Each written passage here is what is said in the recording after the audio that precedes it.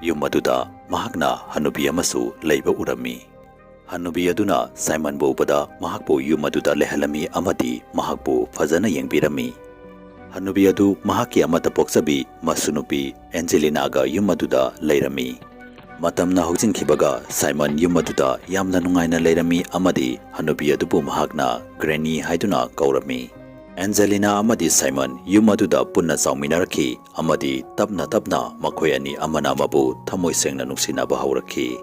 Makhoi ani makhoigi ayamba matam adu jungle faminaduna wari sanaduna lelami. Adubu nongma Angelina Simon ga saunnarakpadagi jungle da sautuna chenduna chatki. Angelina na halakmantabadagi Simon na jungle da chattuna thirami. Adubu khara chalaba matungda Angelina bu mafam amada sathina soktuna taaduna leiramba fangnaki. Simon na Angelina bu yumda puduna laglami. Amadi Granny na Angelina gi